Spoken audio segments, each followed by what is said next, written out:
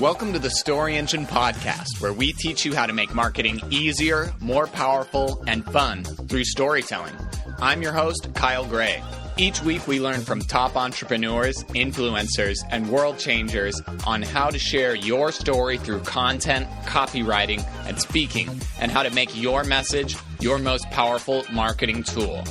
Let's get started.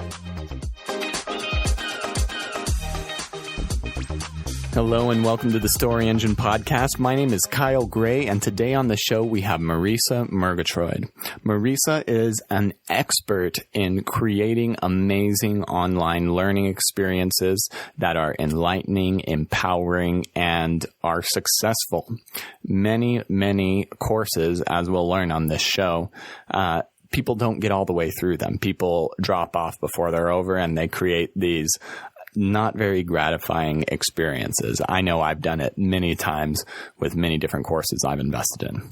And so Marisa is going to tell us about several different kinds of experiences that we can build into our online education that will make our courses much more fun, much more interesting, and dramatically increase the success rate of our students.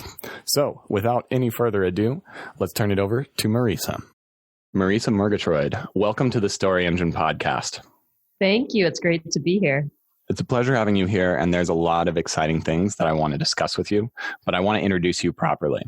Will you tell us a story about a moment in your life that's defined who you are and what you're doing and how you're making an impact in the world right now? And then maybe tell us a little bit about what you're up to.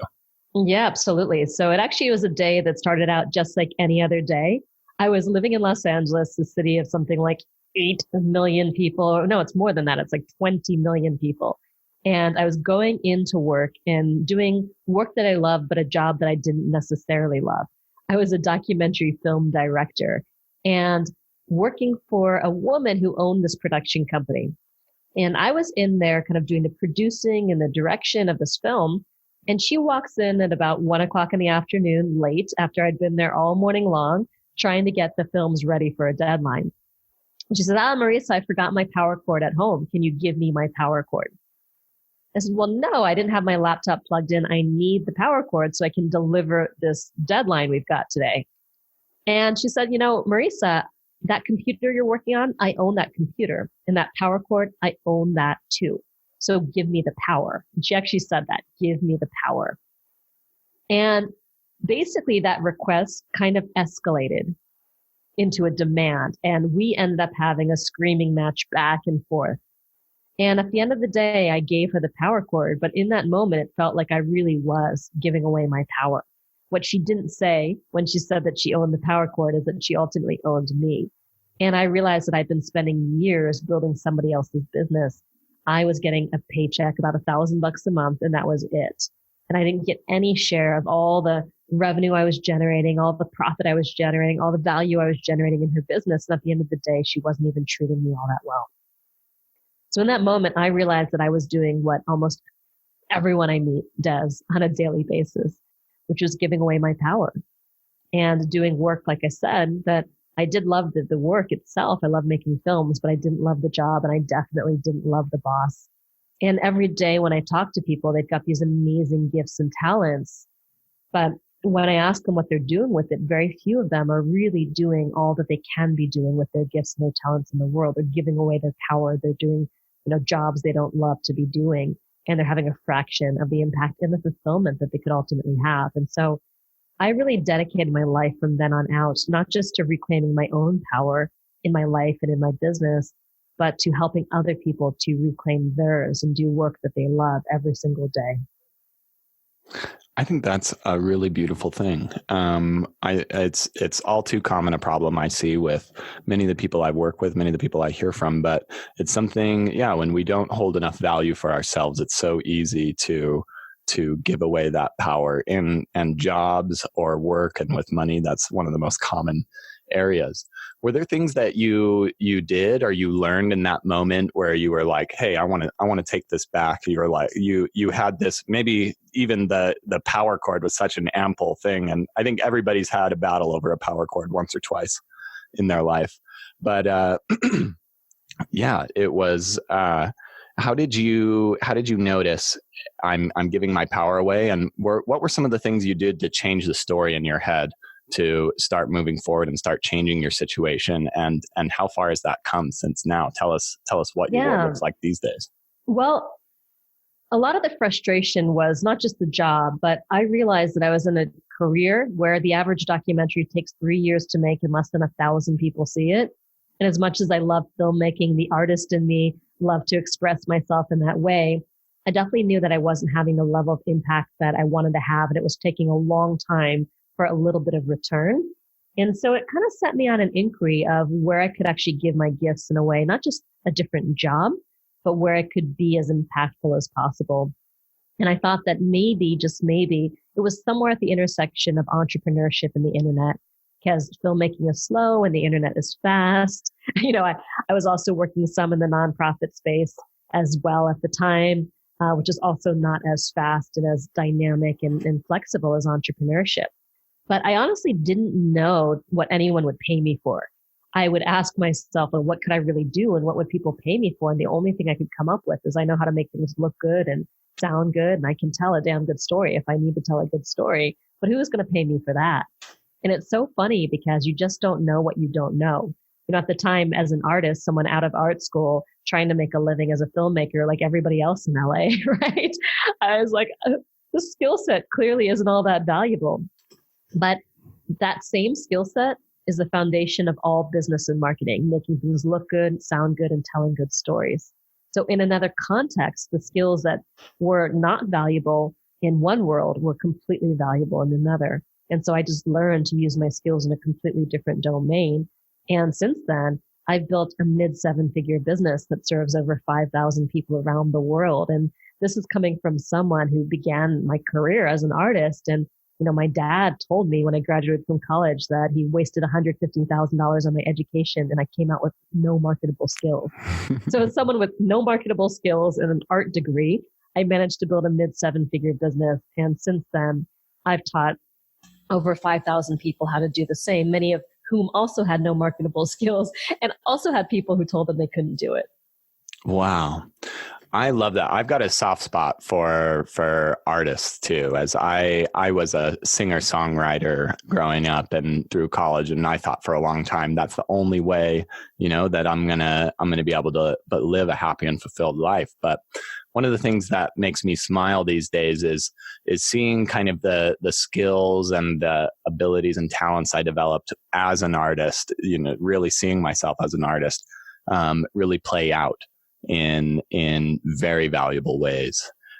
Tell me a couple of the ways in your everyday life and in your 7-figure business and with your team that you really get to express your art and your brilliance and your creativity. Yeah, well, it's actually what I've become known for. And what I've become known for is helping people who either have a product or an online education, a program that they're offering the world or want to create one, sell way more of their products and get way more people to finish their products. Because the thing is that 97% of people who take online programs don't finish those programs and get their results. And I've basically invented a methodology that gets between 10 and 30 times the number of people to the end zone. And that leads to more front-end sales, more referrals, more, repeat customers, and a lot less refunds. And the reason why I was able to come up with this methodology is because it's a very creative methodology. It's bringing together the worlds of gamification, the worlds of adult learning theory, and the psychology of motivation. Is that creative thinking allows me to create connections and associations and frameworks that nobody else has been able to create before, just because I'm bringing all these worlds together into a new configuration. And I'm able to solve problems in a unique and different way. And business is all about solving problems. And if you can solve a bigger problem or solve it in a different way, you can make a pretty good living doing that. So all that artistry came into play here because some of the things that I teach people to do are things like creating unique experiences, creating peak emotional experiences for people through your work. And you don't have to be an artist to be able to do that, but it does involve thinking about things beyond the way that they're normally delivered and presented. I love that. And thinking about things beyond the way they're normally delivered and presented. That is actually what I was just begging to dig into as you were saying that. You mentioned courses and online learning. I think a lot of people have an idea of it's a static course. I've got videos where I'm talking over PowerPoint slides and it's this many hours long. And I think there's kind of this idea of what a course is. And I would love to hear from you some of your unique perspectives on maybe uses or applications of a course. What's a different perspective on how we can use these in our business? Yeah, well, first of all, this is a gigantic industry. Right now, online education is over $200 billion a year industry. And Forbes predicts it's going to be a $325 billion a year industry by the year 2025. So this is a massive industry, but a lot of people are selling very low ticket online trainings like the kind that you're just talking about it. But where, I've become fascinated is looking at how can you get more people to get so excited, almost addicted to overcoming their biggest challenges and obstacles and achieving their greatest goals in life. And I had this big breakthrough in the summer of 2016. Basically what happened is Pokemon Go became this massive phenomenon. It was like this kind of boom and bust cycle. But for a while in that summer, grown adults were basically double parking their cars in New York City, getting out of their cars and like chasing little virtual creatures through the streets. There were stampedes of people in Central Park. It was like hordes and hordes, talking about Walking Dead. I mean, basically thousands of people running through the streets to catch some rare Pokemon that spawned in Central Park. And it was just craziness. And when I had this image of people stampeding through the streets like that, I thought, well, what if I could get people that excited about achieving their life goals, about overcoming their greatest challenges? And I kind of got obsessed with that question. Is it possible to get people that excited, that hooked, that addicted on life change?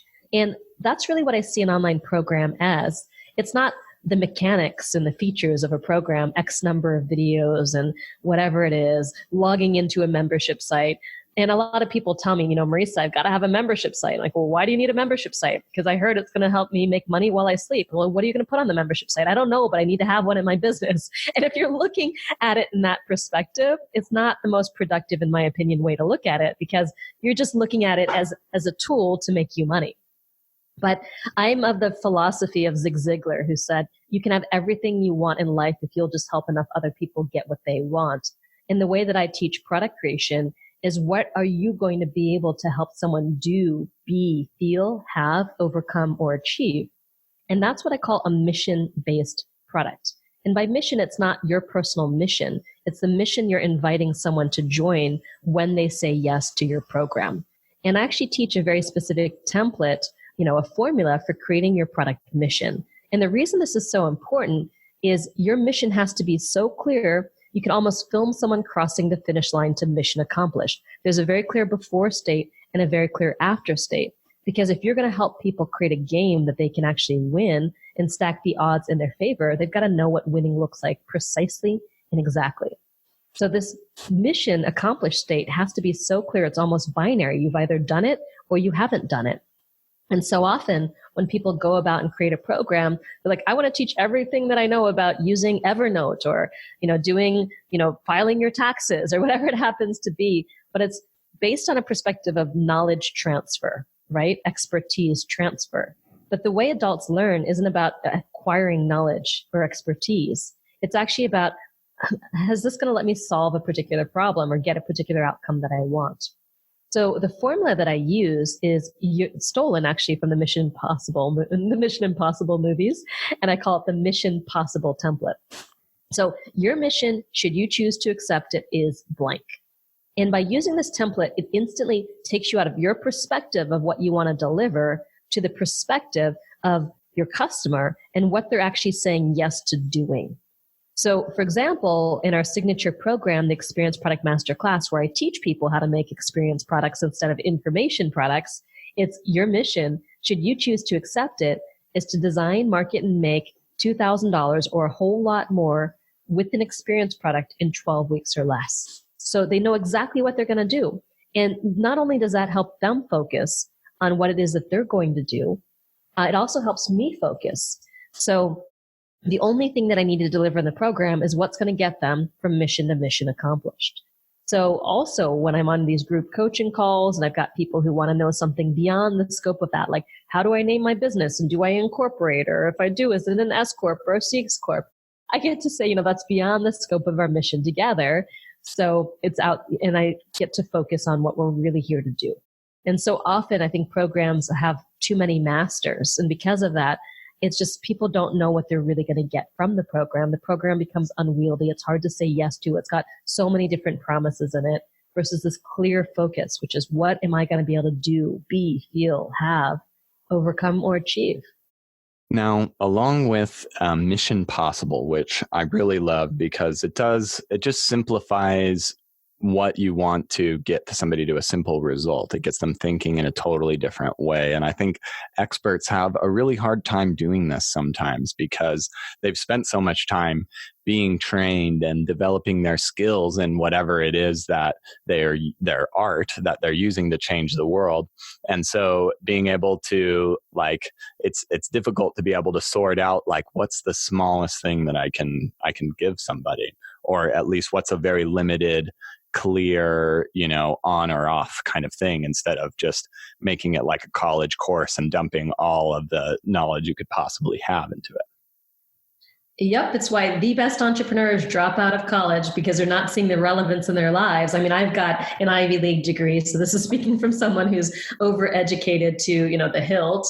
And it's not the way most people learn, especially when they're learning on their own time, when it's their discretionary time that they're using to learn something new. They don't want to feel like they're in college or worse yet. And, Ferris Bueller's classroom, Bueller, whatever it happens to be.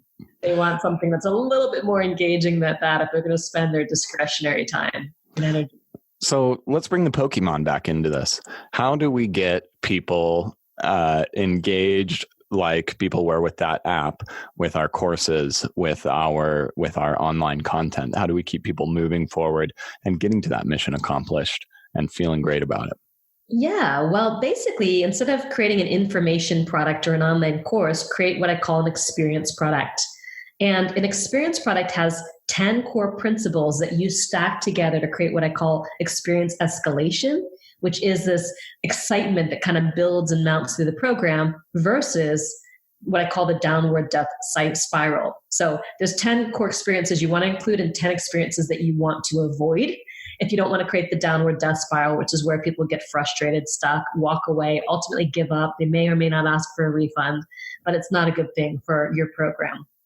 So, mission is one of those, but there are 9 other principles, and probably don't have time to go in depth on all 9 of them, but I will give you a resource to get all 10 of the principles after this interview.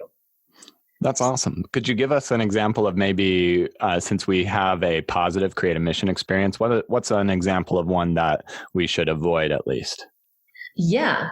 So, the opposite, like I said, each of these principles has an opposite corollary. And the opposite corollary of mission is too many masters. And that's basically when you have a program that's got too many promises in it. And so you're trying to do too much and people don't really know what they're saying yes to, or they get lost en route to that. Another example of, and this is a really interesting one, is one of the core principles of experience escalation is normalizing challenges. Because what happens is if they're achieving anything that's really worth achieving, there's going to be some challenges along the way. So the opposite, the downward death spiral principle, is what I call everything is awesome. And if you've ever seen the Lego movie where there's this like, everything is awesome. Basically what happens is in marketing, people present this everything is awesome, push button easy, it's fast, it's quick, it's easy. Your grandmother could do it blindfolded, in 100-degree heat, right? Kind of thing. And the truth is it's not the case always. And so normalizing challenges and actually even in your marketing, letting people know, this is a significant commitment. And it's for you if you want to build an asset in your business that's not just going to earn you $2,000 in the program so you make your investment back, but has the potential to put $2,000 in your pocket anytime you want it, day after day, week after week. Now it's becoming a lot more interesting. Now, you're not going to get to an asset that you can use over and over and over again in your business without some real commitment of time and energy. Getting someone to pull out their wallet and buy from you is not an easy task, especially when thousands of people a day are competing for your wallet, right? So here it is. But what I can promise you is, even though it's not easy and it does take work, I can promise you the fastest, simplest path to getting there, to getting to a product that's going to be so hooky that your customers are going to get addicted on taking action, getting results, and ultimately buying from you over and over again. So if you're willing to put in the time to create this kind of asset, then the Experience Product Masterclass is for you.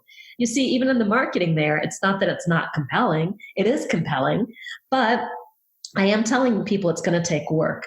I actually made a mistake with this the first time I released this program, and I'm on my fourth release of the program, is I was trying to say, I think I said it would take anywhere from 7 to 10 hours a week to do. And it's just a flat range. And the truth is that some people could do it in 7 to 10 hours a week. And some people were working full time on creating their programs. And the people working full time, some of those made up to $400,000 in the 12 weeks of the program. So what I have now said is very different. Now I say it's a minimum commitment of 7 to 10 hours a week and up to as much time as you have available. And what I've also done is I've broken the program into 2 tracks, what I call the core track and the overachiever track. And so the whole program is gamified. I give experience points for every training they watch and every action they take. And so I have XPs and I have triple XPs, which I call porn for overachievers. And so anything that's not 100% essential to getting to mission accomplished, I put into the overachiever track. And so I pre-frame people. Look, if you only have the minimum amount of time available, 7 to 10 hours, then don't even touch the overachiever track. Or if you're a beginner and you're just getting started, or you easily get overwhelmed, or you're not comfortable with tech, or you haven't figured out your business idea yet, start with the core track. Don't even touch the overachiever track. Now, if you're more advanced, if you've got some cruising altitude, if you've got extra time to spare, then go ahead and go in there. So I've actually changed this to really create ways for people to leverage the program that would recognize their different stages of business growth, the different amounts of times they had available to them. But when I was first starting, I just said 7 to 10 hours a week. And that kind of blew back on me. Some people were a little bit upset because they needed to spend more time than that to build their program. And of course, when it comes to product creation, you can't give an exact time commitment because it depends on whether you're building, like a product like the Experience Product Masterclass, or you're building a $97 product. That's going to be a different amount of time. But in the attempt to make it push button easy, like you're often taught in marketing, I did try to simplify it. And then some people were upset later on. And now I've changed the way I talk about the time commitment.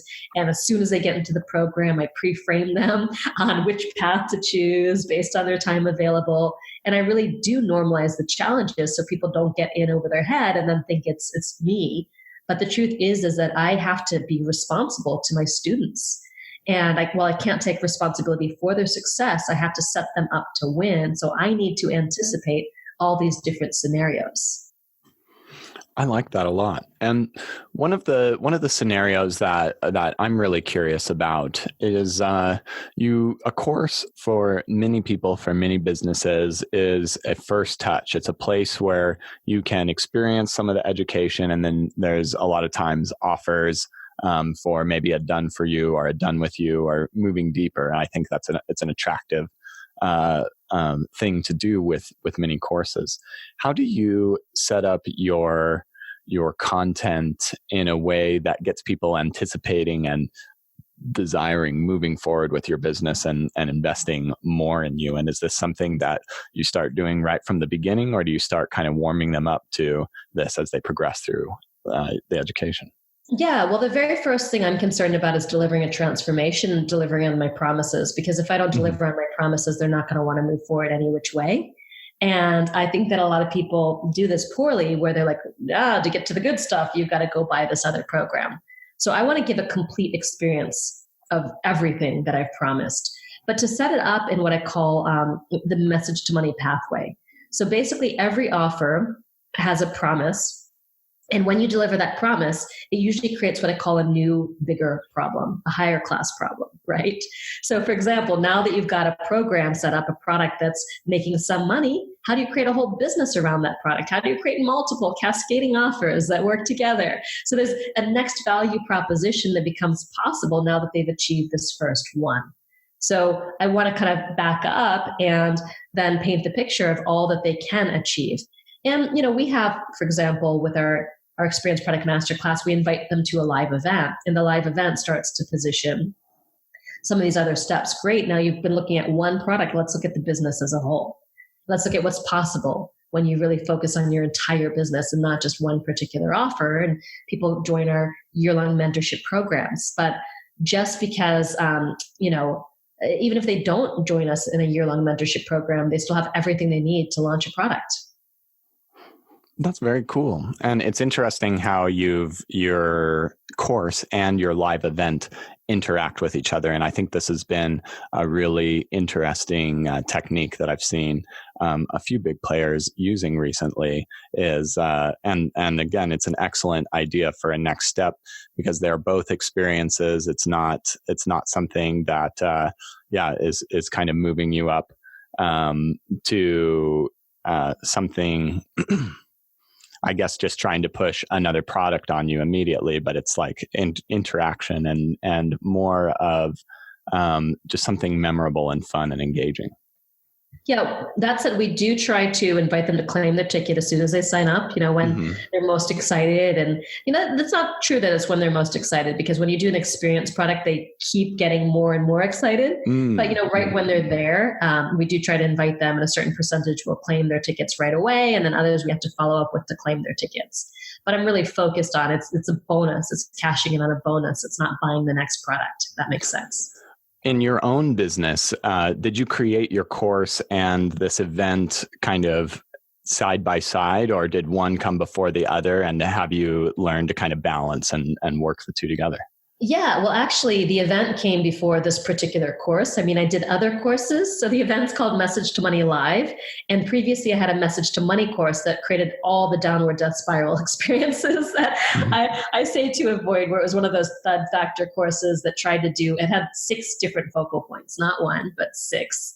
And even though people liked it and some people built their business from it, it's not following my current methodology. So I built Message to Money and Message to Money Live. I discontinued Message to Money, and now the Experience Product Masterclass goes into Message to Money Live. So I always tell people, nothing you ever do is going to be wasted.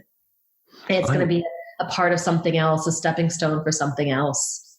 Yeah, I think that's really cool. And I appreciate you sharing a little bit of a story from your own experience developing courses.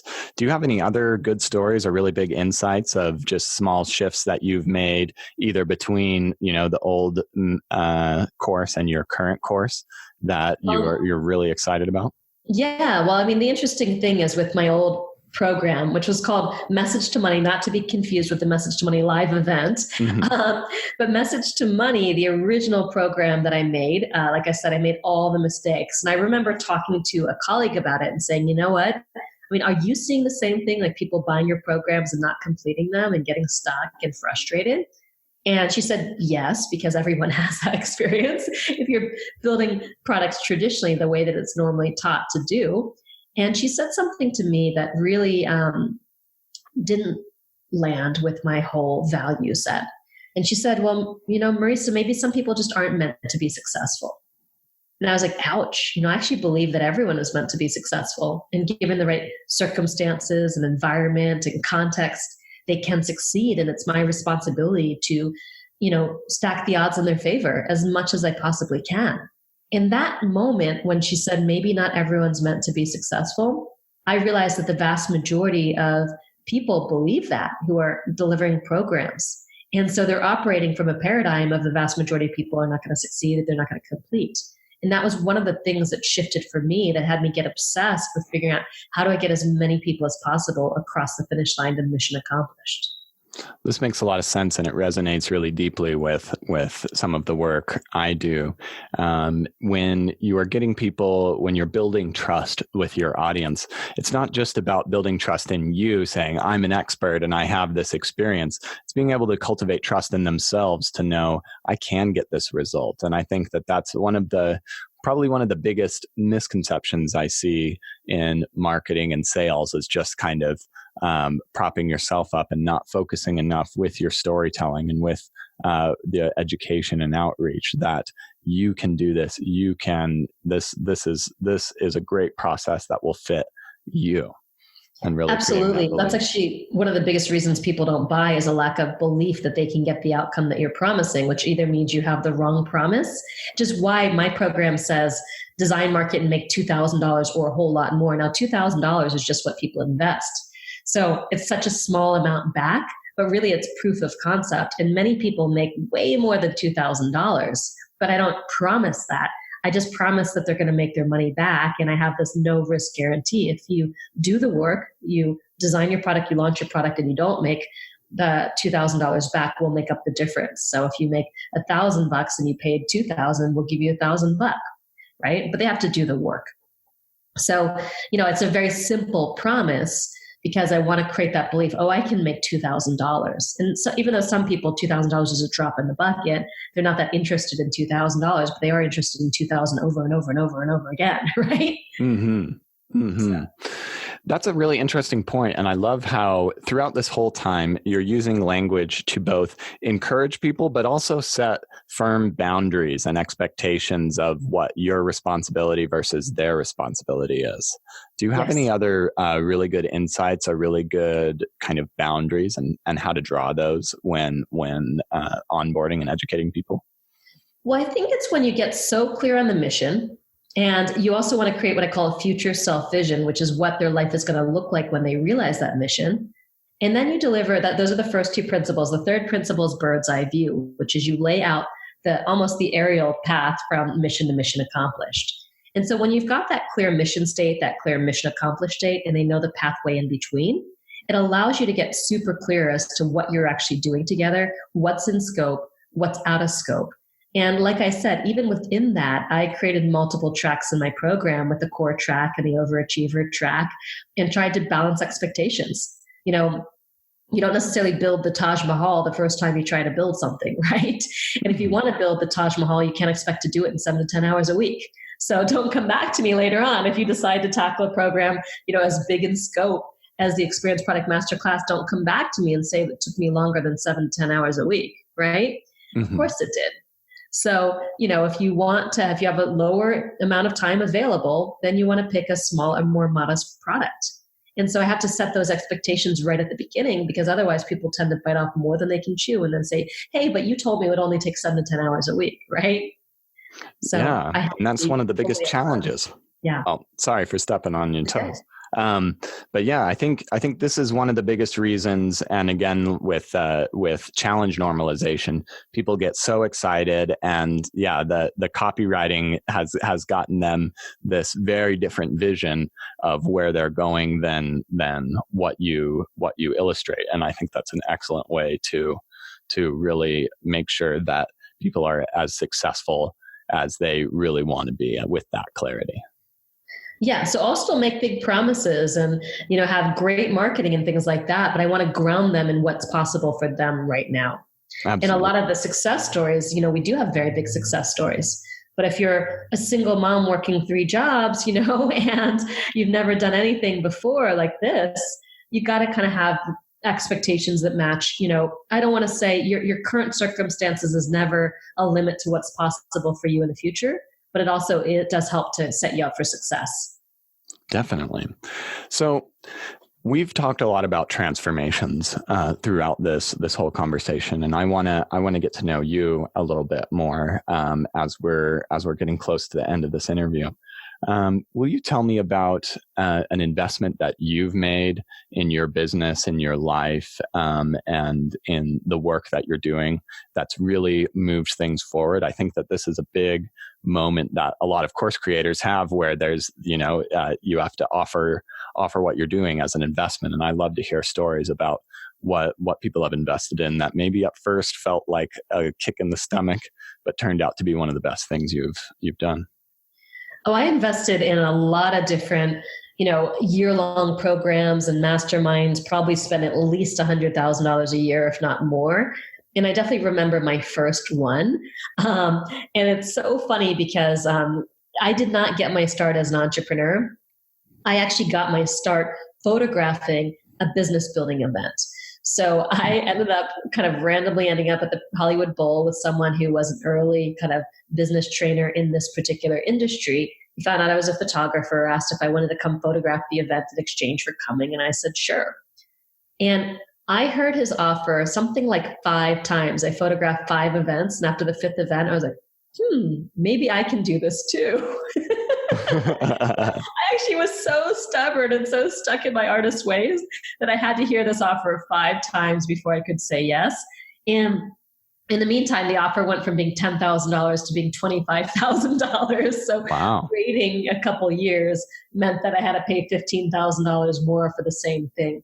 Now, this didn't actually end up being the best program in the world for me or the best investment for me. This guy does not do business coaching and training anymore, but it got me onto my path and it got me into this world. So in some ways, I'm glad that I made that investment, even though I didn't get what I thought I wanted to get out of it, because it started me on the path. And if I'd waited a year longer, I don't know if I'd be in this place where I had a mid-7-figure business, or maybe things would have been harder, things would have been different. So I have to embrace that even though it wasn't the best program in the world, it got me on my path. And it's so funny because even when I've made bad investments, investing in a private coach, spending $30,000 and he wasn't really able to coach me properly, I still learned one thing from this guy that I teach my students that has made me millions of dollars. So even though overall the coaching engagement failed, I got my money's worth. And when I look at every investment, even the bad ones, the transformation, even if it wasn't what I thought I would get, is still more than what I put into it. And now when I look at my best investments, like the ROI on those investments is probably 10x. I'm part of an intimate mastermind of 50 of the top, marketers and entrepreneurs in the world. It's called Plat Plus. And we've got like Stu McLaren and Ryan Levesque and Susan Pierce Thompson and all those kinds of people in this. And it's the 50 of us. And I remember the very first meeting that I went to, I was going on one of my launches and I got some advice. And I swear I made at least $100,000 or $200,000 more just from having one hot seat in this group. And that was my very, very first session. So it was well worth the $30,000 that I invested to get that one piece of advice. So sometimes when I think that people have these expectations, like your entire life's going to turn around. But a lot of times, even if you get one thing that's so pivotal for you, it can mean such a big difference in your life.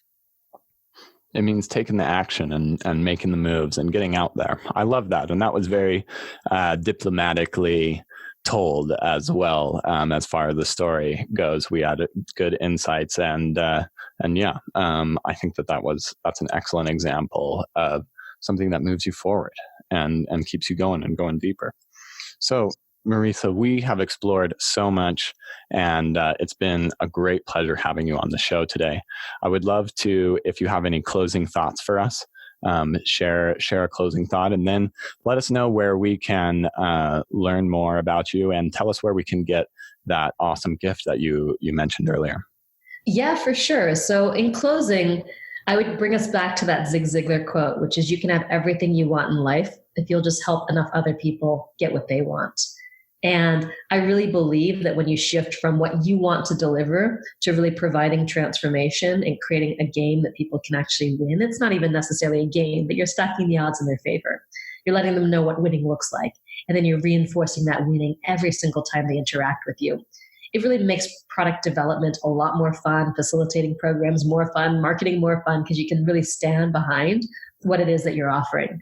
So I've actually put together all 10 of these experiences to create experience escalation, as well as the 10 experiences you want to avoid if you don't want to create downward death spiral, into a viral product checklist.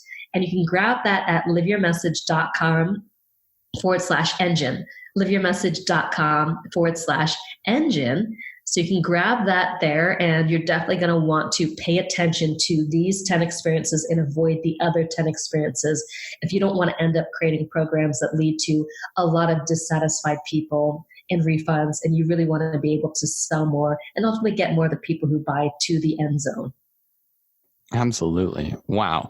Marisa, this has been a very valuable conversation, very enlightening, and I really appreciate everything you do and everything you've shared today. Thanks so much for joining us on the Story Engine podcast. Thank you, Kyle. It was fun.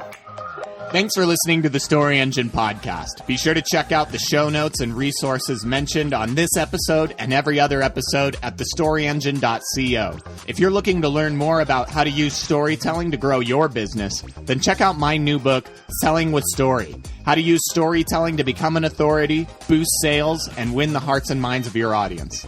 This book will equip you with actionable strategies and templates to help you share your unique value and build trust in presentations, sales, and conversations both online and offline. Learn more at sellingwithstory.co. Thanks for listening, and I'll see you next time.